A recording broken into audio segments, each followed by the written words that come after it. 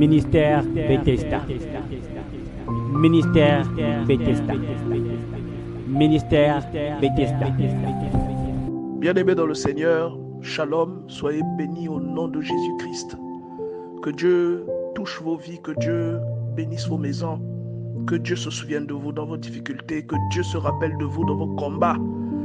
Que celui qui n'arrive pas à surmonter ces épreuves reçoive la force de Dieu au nom de Jésus. Que celui qui attend quelque chose de la part de Dieu soit armé de patience jusqu'à ce que ce qu'il attend se manifeste. Je prie que Dieu se souvienne de chacun d'entre nous, bien-aimés dans le Seigneur. Et je voulais vous partager cette méditation dans l'espoir de bénir quelqu'un ce soir. Parce que souvent, on nous le dit régulièrement, nous n'avons pas la révélation de celui que nous servons. Et quelquefois même les petites choses nous enseignent, mais nous n'y faisons pas attention. Et bien aimé, regardez cette parole de 2 Samuel, chapitre 18. L'histoire commence beaucoup plus loin. Et je prends ici, à partir du verset 32, seulement pour illustrer un point important que je voulais rappeler à un enfant de Dieu. Vous savez, quels que soient les péchés que vous avez commis dans votre vie, Dieu a un amour incomparable à votre égard. Cela ne signifie pas que Dieu encourage le mal dans lequel vous êtes vautré. Mais cela veut dire qu'à cause de son amour, Dieu met tout en œuvre pour vous rattraper et pour vous ramener de son côté.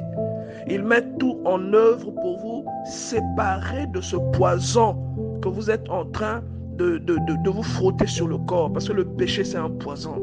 Le péché chronique, c'est un poison, c'est comme un venin. Et Dieu, à cause de son amour, fait le tout pour essayer de vous ramener de son côté. C'est pourquoi Dieu envoie des prédicateurs. C'est pourquoi Dieu envoie des Éphésiens 4:11 pour annoncer la bonne nouvelle du salut, afin que les personnes qui écoutent cette bonne nouvelle se répandent. Il y aura un temps où, lorsque vous écouterez cette bonne nouvelle, vous aurez l'impression que ça vous fait mal. C'est comme si on vous poignardait. C'est comme si c'est vous que l'on visait derrière la prédication. Mais en réalité, ce n'est pas intentionnel. C'est l'Esprit de Dieu connaît le point où chacun est concerné. Et lorsque l'Esprit de Dieu inspire, la personne n'est qu'un vase que l'Esprit de Dieu utilise. Souvenez-vous de ce qu'on vous a prêché la semaine passée, les os de Élisée qui ont ressuscité un mort. Rappelez-vous que les os n'ont aucun pouvoir, mais l'onction de Dieu ayant été sur le propriétaire de ces eaux-là, l'onction touche et se répand. Vous voyez, non? Et ces eaux-là ont gardé cette onction et par conséquent, le mort qui est entré en contact de ces eaux s'est ressuscité. Et il y a beaucoup d'illustrations, les mouchoirs utilisés par l'apôtre Paul ou encore l'ombre de l'apôtre Pierre qui délivrait des gens, le vêtement de Jésus qui délivrait des gens, vous voyez. Donc, bien aimé dans le Seigneur, Dieu vous aime d'un amour incommensurable. Vous aurez l'impression de fois que la prédication ou ce que Dieu vous dit, c'est comme une piqûre. Ça va vous faire mal. Mais souvenez-vous de ce que la piqûre fait, de pourquoi est-ce qu'on va à l'hôpital, de pourquoi même on nous administre une piqûre. Pourquoi? Souvenez-vous toujours de cela. C'est pour votre santé que l'on vous administre une piqûre. C'est pour vous sauver la vie. Et je voulais montrer à un enfant de Dieu ici comment un être humain peut aimer un autre être humain, soit-il son enfant, mais qui a tenté de le tuer, qui l'a humilié, qui a renversé son trône, qui a couché avec ses femmes, qui a tué son fils aîné. Mais il continue quand même de l'aimer. Et donc cet être humain a perdu la vie parce qu'il s'est dressé de surcroît contre le roi. Mais ce roi-là est aussi son père.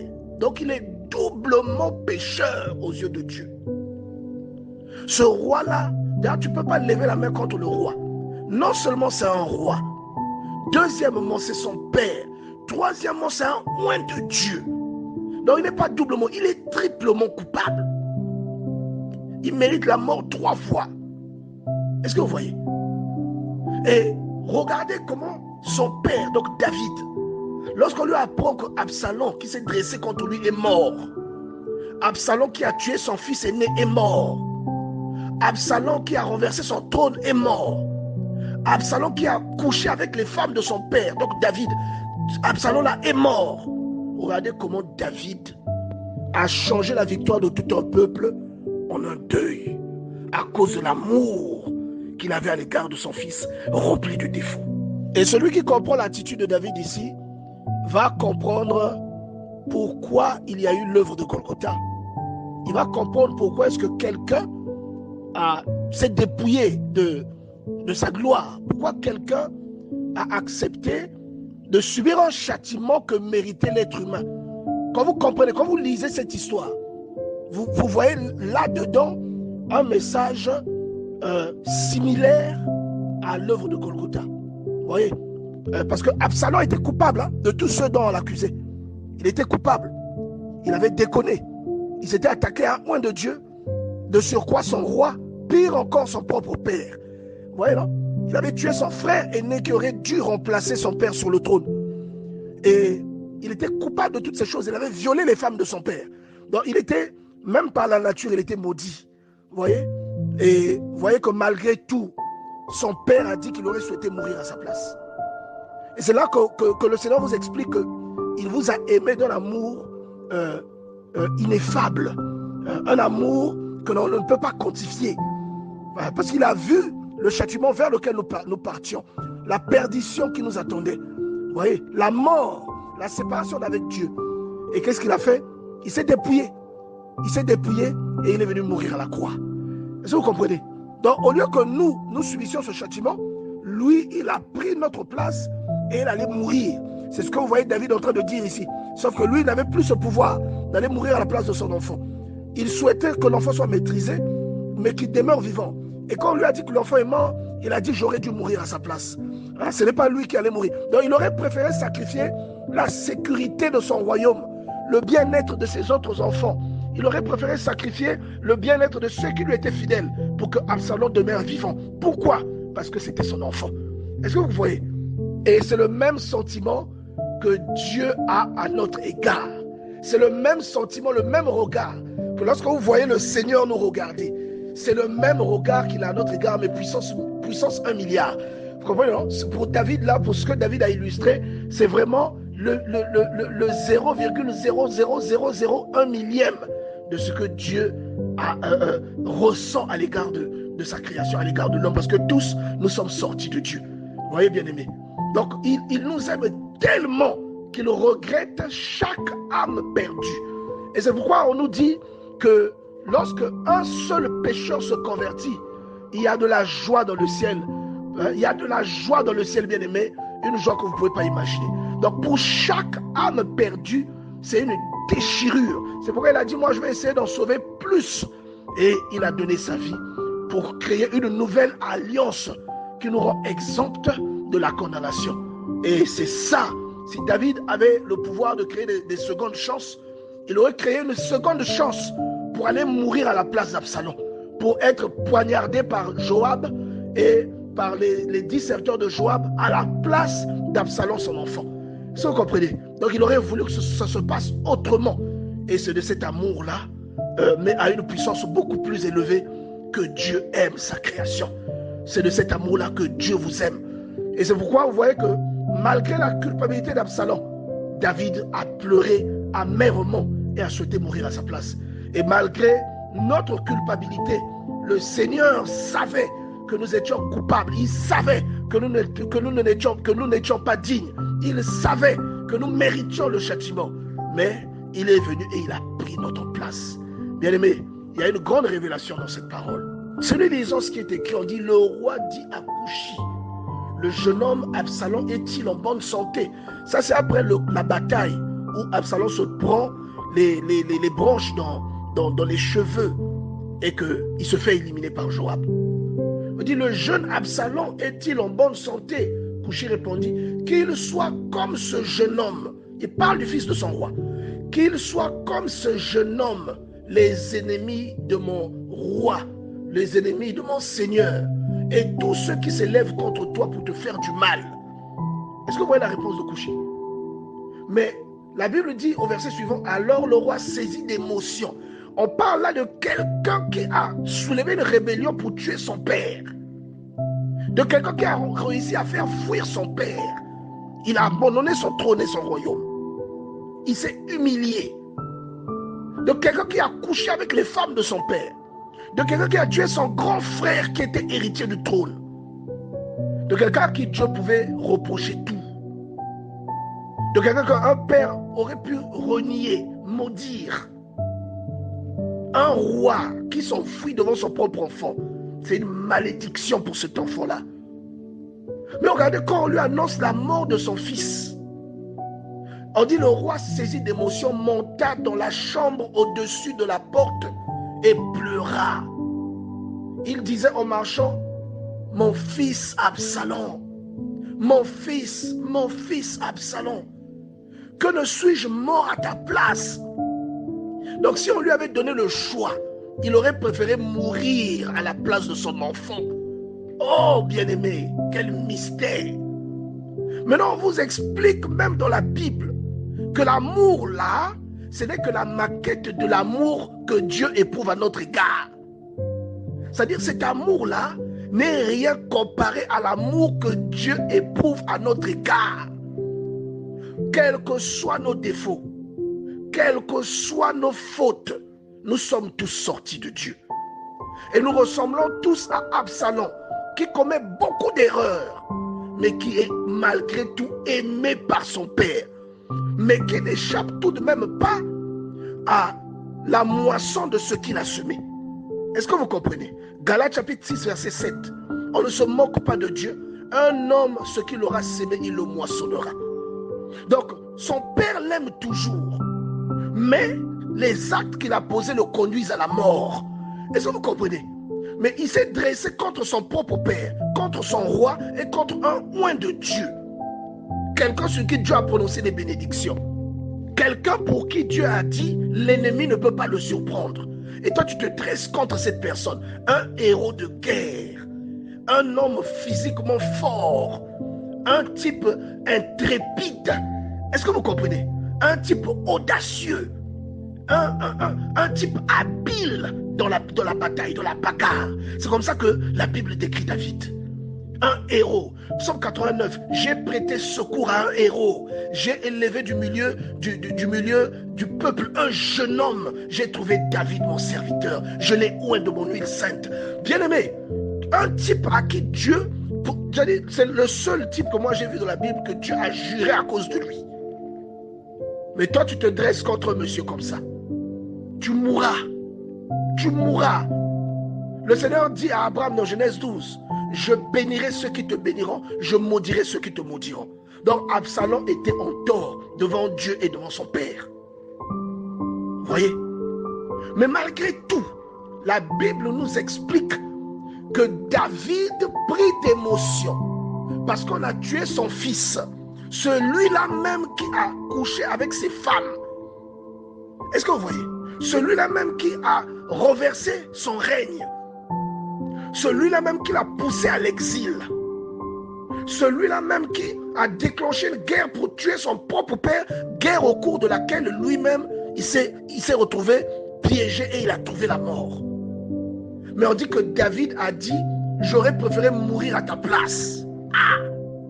Vous comprenez même pourquoi le Seigneur, quand on vous dit qu'il est venu à la croix et qu'il a pris notre place, le châtiment là aurait dû tomber sur nous d'une manière éternelle. Mais lui, il a pris cette place.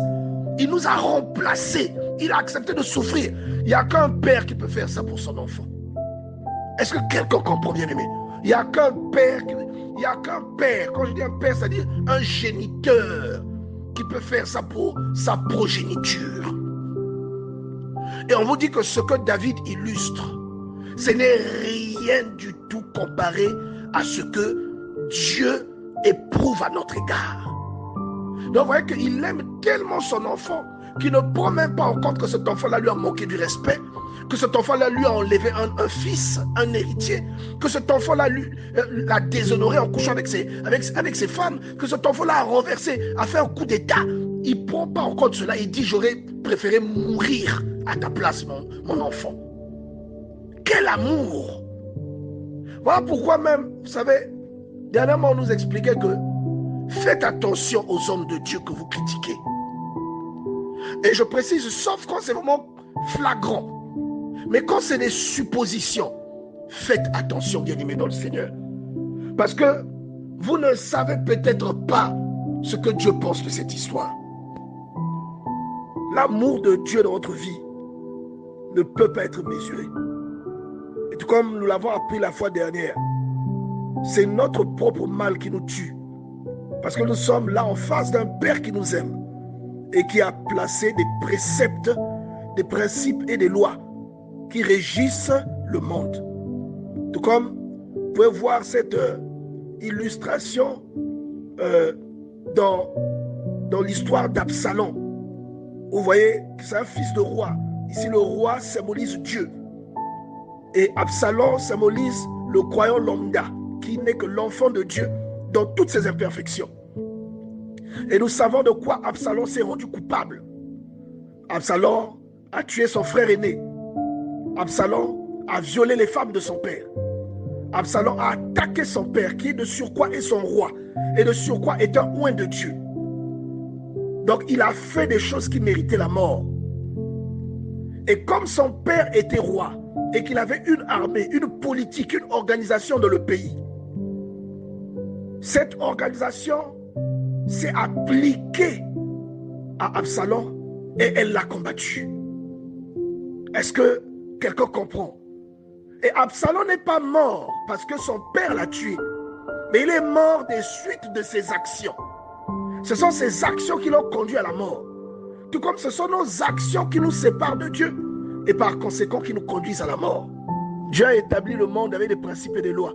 Si vous montez sur un immeuble, que vous sautez du haut de cet immeuble, vous mourrez. Vous mourrez. Si vous survivez, c'est que vous avez beaucoup de chance. Vous n'allez pas mourir parce que Dieu veut que vous mouriez. Vous allez mourir parce que vous vous êtes donné la mort. Vous avez enfin un principe. Si vous vous pondez, vous mourrez. Qu'il y a personne pour vous secourir, vous mourrez. Pas parce que Dieu a décidé que vous allez mourir, parce que vous avez enfreint une règle. Vous voyez? Et lorsque nous péchons, nous enfreignons également des règles. Et c'est cela qui nous coupe de Dieu. C'est cela qui nous sépare de Dieu. Vous voyez? Donc Dieu, il dit même à Ézéchiel qu'il n'aime pas le péché, mais il aime le pécheur. Pas qu'il aime celui qui commet le péché, mais il aime l'être humain parce que c'est sa création. Comprenez? Mais le péché qui est en lui, il ne l'aime pas. Vous voyez, non? Donc ce n'est pas Dieu qui emmène le malheur dans votre vie. Ce n'est pas Dieu qui vous détruit. Ce n'est pas Dieu qui occasionne tout ce que vous vivez de mauvais. Mais deux fois, ce sont nos propres actes. Et ces actes-là sont posés dans un environnement soumis à des lois et à des principes. Et étant donné que ces principes ne sont pas respectés, le revers de ces principes-là intervient dans notre vie. Il y a des positions, des situations dans lesquelles vous entrerez où même la nature vous combattra.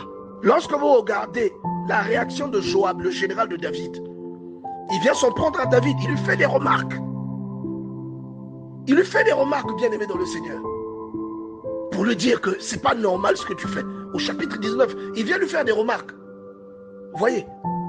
Donc c'est souvent, il n'y a que le géniteur pour savoir ce qu'il ressent à l'égard de sa créature. Il n'y a que le créateur qui peut savoir ce qu'il ressent à l'égard d'un homme de Dieu que vous critiquez parce que vous avez entendu une rumeur à son égard. Ou parce qu'il a été dans un moment de faiblesse. Aujourd'hui, on peut critiquer quelqu'un qui est tombé dans une faiblesse. Mais on a tous des faiblesses. Seulement, on n'a pas tous les mêmes faiblesses. On n'a pas tous les mêmes péchés, mais on a tous des péchés. Vous voyez? Et si Dieu a compassion de nous, il aura aussi compassion de celui que nous critiquons. Est-ce que quelqu'un comprend? Si Dieu a compassion de nous, si Dieu a compassion de vous, parce que vous aussi vous êtes un pécheur, s'il a compassion de vous, il aura aussi compassion de celui que vous critiquez. La différence, c'est que vous avez eu l'occasion de le critiquer parce qu'il est exposé. Si on prenait ce que vous faites en cachette, on exposait ça, je vous garantis, bien aimé, que ça ne sera pas de la rigolade. Vous voyez? On a tous des péchés. Donc, des fois, on est plus sévère dans nos jugements à l'égard des autres que Dieu lui-même ne l'est. Alors que Dieu voit les fautes de tout le monde. Pourquoi vous estimez que Dieu doit être juste miséricordieux avec vous, mais pas avec celui que vous avez pris en flagrant délit? Pourquoi? Qu'est-ce que vous avez de plus que lui? Et c'est le dilemme devant lequel le Seigneur Jésus a mis les personnes qui voulaient lapider la femme adultère. Certes, elle a fait de l'adultère, mais est-ce que vous n'avez pas de péché? Ce n'est pas pour encourager les mauvaises actions, mais c'est pour encourager l'amour. Là où quelqu'un fait une mauvaise action, si la personne se répand, il faut passer l'éponge. Vous voyez? Il faut passer l'éponge. Quand vous voyez quelqu'un faire une mauvaise action, il faut vous mettre automatiquement à la place de cette personne. En disant que moi, je n'aurais pas fait ce qu'il a fait, parce que je n'ai pas cette habitude. Mais il y a aussi d'autres habitudes que j'ai. Que si les autres personnes pouvaient voir ça comme au cinéma, alors je tomberais en disgrâce. Est-ce que vous voyez, bien aimé? Nous devons faire attention avec nos jugements à l'égard des autres. Et de fois, regardez même quand David a couché avec la femme d'autrui qu'il a tué, le mari, il a tué Uri. Tout le monde a dû dire des choses. Dieu a puni son enfant, mais il ne lui a pas retiré sa grâce. Dieu a puni David, mais il ne lui a pas retiré sa grâce. Vous voyez, David, jusqu'à aujourd'hui, on parle de lui, malgré sa faute. Parce que des grands hommes, on ne retient pas les erreurs. Et si nous, les hommes, nous raisonnons comme ça, c'est un adage humain. Combien de fois Dieu, bien-aimé, comment raisonnera-t-il? Lui, comme David le dit lui-même, tu sais que je ne suis que poussière. Lui qui n'est que poussière. Donc Dieu sait que tu n'es que poussière. Tu as des faiblesses. Est-ce que tu vois? Il ne t'encourage pas dans tes faiblesses. Mais il tient à ce que tu saches qu'il t'aime au-delà de tes faiblesses. Mais que tes faiblesses te conduiront dans un trou. Tes faiblesses te seront préjudiciables. Bien-aimé, nous jouons avec le point de vue de Dieu. Vous voyez, ne soyons pas plus sévères que Dieu de lui-même. Regardez, si un être humain avec des défauts et des ennemis peut aimer son propre ennemi parce que c'est son enfant, combien plus forte raison Dieu? Voyez vous-même, analysez vous-même à quel point Dieu peut vous aimer. Vous voyez, à quel point Dieu peut vous aimer, bien-aimé. On vient lui dire que celui qui voulait te tuer, celui qui t'a déshonoré, celui qui a sali ton nom. Mais quand les voisins vont entendre, quand les peuples voisins vont entendre, son propre fils a pris son trône. Son propre fils a couché avec ses femmes. Son propre fils a tué son héritier. Quand les voisins vont entendre ça, mais tu seras dans la honte, tu seras couvert de honte. Mais quand on lui annonce que son enfant est mort, il pleure, il se lamente, alors que c'est une victoire. Tout le peuple considère ça comme une victoire. Mais lui, il pleure. Il dit, j'aurais préféré mourir à la place de mon enfant. Ah, bien-aimé. Et on vous dit que ça, c'est seulement une maquette. C'est seulement un millième ou 0,00001 millième de l'amour que Dieu éprouve pour vous et moi. Voyez, bien-aimé. Regardez ce qui se dit au chapitre 19 à partir du verset 1. On vint dire à Joab, Joab c'est le neveu de David qui est en même temps son général. Mais son neveu, mais plus âgé que lui, quoi. Le fils de sa sœur, mais qui est en même temps son général. Il dit, on vient dire à Joab, voici le roi pleure et se lamente à cause d'Absalom. Joab ne comprend pas. Il ne comprend pas. Mais quelque temps plus tard, vous verrez Joab tuer un homme en temps de paix. C'est-à-dire un homme qui a fait alliance avec le roi David. Un homme qu'on appelait Abner, qui était le général de Saül. Joab va l'attirer dans un piège alors que c'est David qui avait fait venir Abner pour traiter une alliance avec lui. Et Joab va l'attirer à côté, va le tuer. Il va le poignarder, il va lui déchirer le ventre parce que Abner avait tué son petit frère. Est-ce que vous voyez? Donc il a préféré tomber en disgrâce devant David, devant le roi, parce que Abner avait tué son petit frère, alors que ce n'était pas un temps de guerre.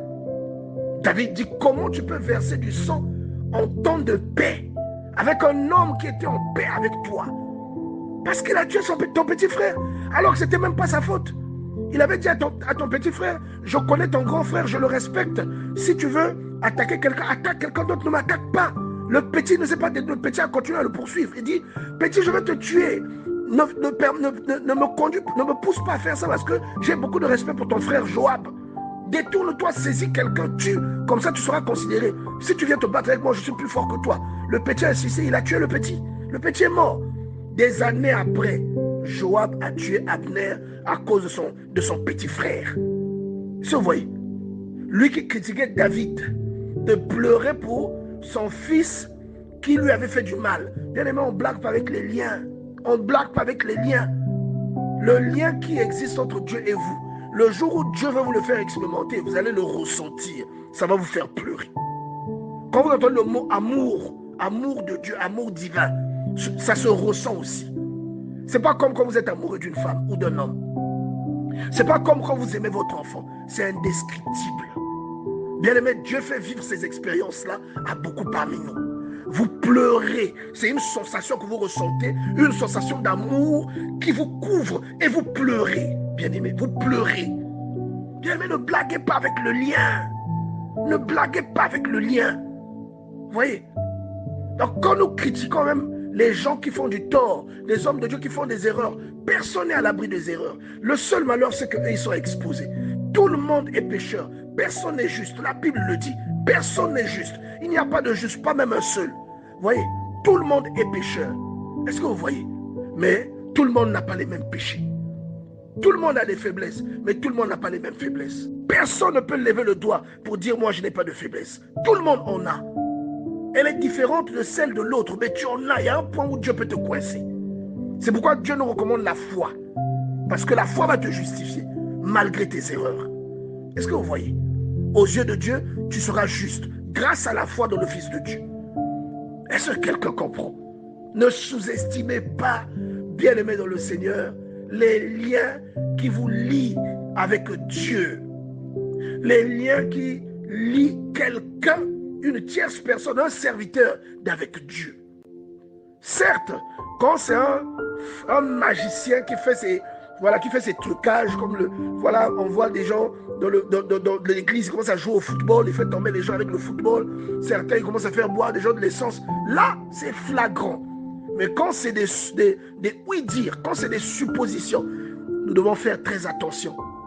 Quand même dans le cas de David, c'était avéré. Mais il faut faire très attention parce que l'onction qui est sur quelqu'un peut se défendre. Regardez l'onction sur un cadavre, l'onction sur des squelettes, sur des ossements, à ressusciter un mort. Voyez, oh bien-aimé dans le Seigneur, comment un être humain peut aimer quelqu'un qui a voulu lui faire du mal, simplement parce que c'est quelqu'un qui lui a fait même du mal, simplement parce que c'est son enfant. Voyez un peu, simplement parce que c'est son enfant. Voyez bien-aimé dans le Seigneur, nous devons faire attention. Nous devons faire attention. Voyez, il y a des choses, nous devons éviter de mettre notre bouche dedans. Laissez le type régler avec Dieu. Dieu c'est son Père, c'est Dieu qui l'a envoyé. C'est Dieu qui l'a investi. Il est tombé dans une erreur après non. Avant, même moi, je ne comprenais pas ça. J'ai dit non, il faut, voilà, j'étais sévère, mais au fur et à mesure, Dieu nous enseigne des choses. Il dit, il faut laisser ça. Parce que tout le monde fait des erreurs. Laissons, bien-aimés, laissons. On fait des efforts pour être droit, c'est bien. Dieu peut être fier de nous, c'est bien. Celui qui n'a pas encore atteint ton niveau ait de la compréhension à son égard quand il fait une erreur. Ait de la compréhension. Mets-toi à sa place. Souviens-toi de toi-même quelques années auparavant. Parce que tous n'avons pas le même niveau de révélation. Chacun son tour. Si vous voyez, chacun son tour. Donc voyez vous-même comment un être humain va aimer son fils malgré tout c'est son ennemi et va dire que j'aurais préféré mourir à ta place alors que ce gars-là a voulu le tuer. Et il a déshonoré à vie. Il y a des femmes, 10 concubines que David avait laissées, qu'il n'a plus jamais touchées à cause de son fils. Parce que ce dernier a couché avec elle. Si vous voyez. Parfois c'était des bons morceaux. C'était des belles femmes que David voulait, que David préférait parfois. Mais il ne pouvait plus toucher à ces femmes-là à cause de son fils. Mais il dit non, j'aurais préféré mourir à ta place. Et jugez vous-même à quel point Dieu peut vous aimer, bien-aimés. Et quand vous regardez ces détails, quand vous lisez ce genre de détails, par exemple au verset 2, la victoire, ce jour-là fut changé en deuil pour tout le peuple, car en ce jour, le peuple entendait dire, le roi est affligé à cause de son fils. Essayons d'imaginer la confusion qu'il y avait dans la tête du peuple. Quoi? On a perdu des gens dans la bataille à cause de ce type. Vous voyez? À cause de ce type. Même moi, quand je suis en train de parler de lui, j'ai envie de lui attribuer un qualificatif bizarre. Mais je me retiens. Les gens se disent qu'on a perdu des gens. Dans la bagarre, il y a toujours des victimes de part et d'autre. On a perdu des gens. Mais quand même, le roi pleure à cause de lui. Alors qu'on est allé se battre pour lui. On est allé se battre pour le protéger. Mais il pleure à cause de ce type-là qu'il a humilié. Oh bien-aimé, quel schéma divin. Quelle illustration, quelle leçon. Quelle leçon. Quand vous lisez ça, vous comprenez. Quand on vous dit que il s'est chargé de nos fautes. Et il n'a rien dit comme un agneau qui va à l'abattoir. Comme un agneau qui va entre les mains de ses tondeurs. Bien-aimé, quand vous lisez ce genre de choses, vous comprenez la logique derrière, le pourquoi on vous dit qu'il a pris un corps. Il s'est dépouillé de sa divinité. Il a pris un corps pour venir souffrir le châtiment que toi tu aurais dû recevoir. Lorsque vous lisez un père dire à quelqu'un qui s'est mal conduit, son enfant qui s'est mal conduit, que j'aurais préféré mourir à ta place. Vous comprenez pourquoi celui qui est notre Père aussi est venu prendre ta place, bien-aimé. Vous comprenez pourquoi. Sauf que c'est lui, c'est puissance 1 milliard. Vous voyez, ce que David illustre, ce n'est qu'un croquis. Et pour lui, c'est vraiment, ce n'est même pas une impression 3D. C'est un modèle original. Vous voyez? Oh bien-aimé, Dieu nous aime. Dieu nous aime. C'est-à-dire, on estime l'amour de Dieu par rapport à ceci. Dieu nous aime, bien-aimé dans le Seigneur. Dieu nous aime. Bien-aimé, lorsque vous lisez attentivement, vous allez voir que même la nature s'était dressée contre Absalom. Même la nature. La Bible dit au verset 7 du chapitre 18 du deuxième livre de Samuel, là le peuple d'Israël fut battu par les serviteurs de David et il y a eu en ce jour une grande défaite de 20 000 hommes. Le combat s'étendit sur toute la contrée et la forêt dévora plus de peuple ce jour-là que l'épée n'en dévora. C'est-à-dire que la forêt, la nature a fait plus de victimes que les gens qui étaient armés. Vous voyez, non? La nature a fait plus de victimes auprès des ennemis que ceux qui étaient armés et qui défendaient David. Donc quand quelqu'un est consacré, même la nature le défend, parce que la nature c'est Dieu. Et quand vous êtes dans l'erreur, comme la nature c'est Dieu, la nature vous combattra et vous résistera. Vous voyez? Il y a des combats où même la nature se dressera contre vous pour vous résister. Et quand vous lisez à partir du verset 9, on vous explique que ce n'est pas un être humain qui a capturé Absalom, mais c'est un arbre. Bien-aimé, c'est un arbre qui a capturé Absalom.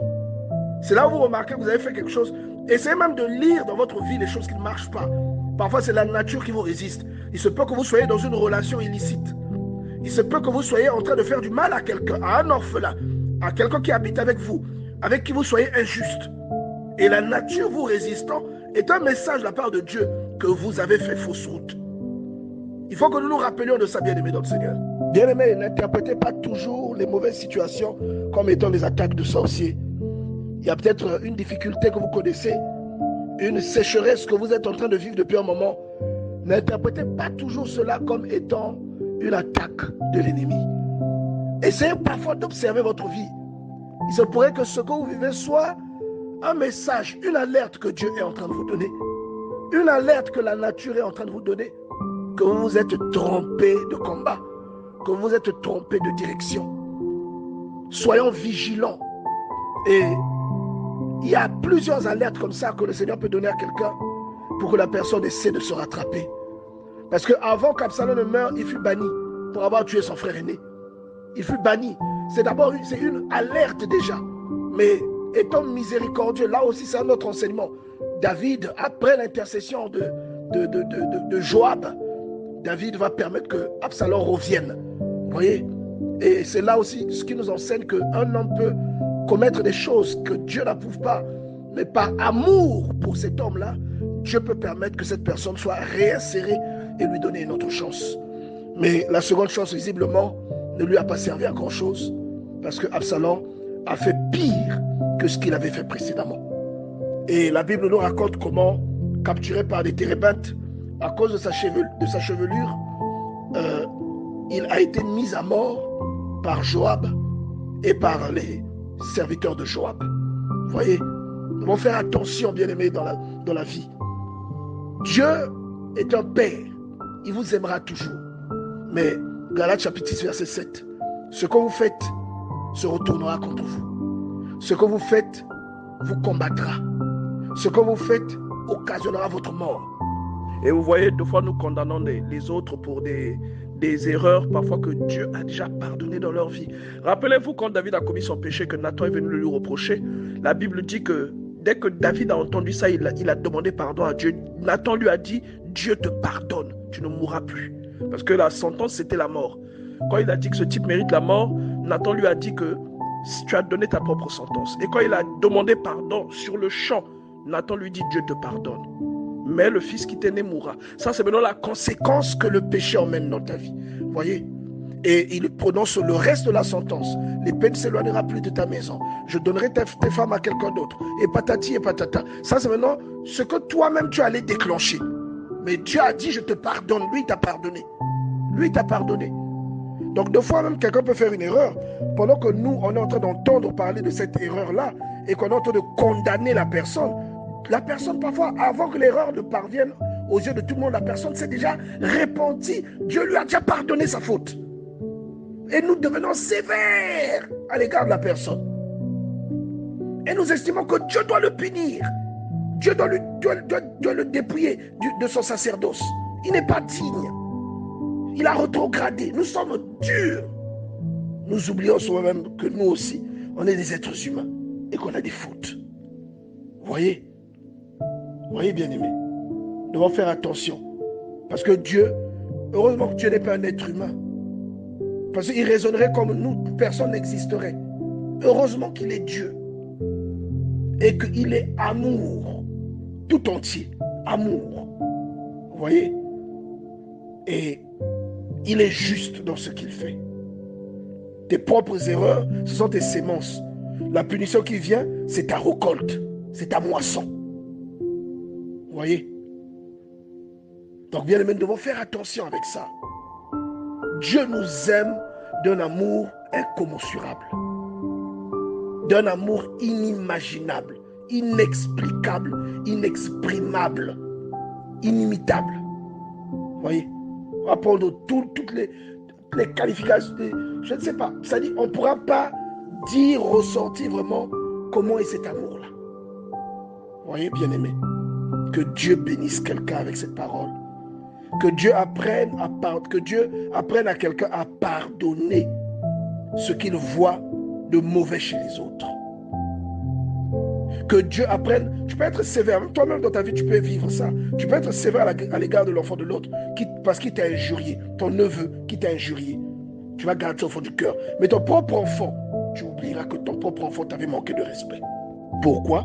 Parce que c'est ton enfant. Tu oublieras que ton propre enfant t'a manqué de respect. Vous voyez, il y a des gens qui ont des enfants qui leur volent de l'argent, mais pour les engueuler, ils les emmènent dans la chambre, ils engueulent en cachette. Mais quand c'est l'enfant de l'autre, ils le font de façon à éclabousser. Vous voyez? C'est pour dire que si toi tu fais ça à ton enfant, ben Dieu fera ça. Dieu te le fera aussi en fait.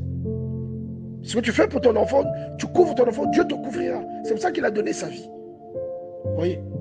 C'est pourquoi le Seigneur est allé à la croix. C'est pour ça. L'amour que tu ressens pour ton enfant, c'est ce que lui ressent pour toi. Mais à la puissance 1 milliard. Oh, que Dieu bénisse sa parole. Que Dieu bénisse sa parole. Ministère Bethesda. Ministère Bethesda. Ministère Bethesda.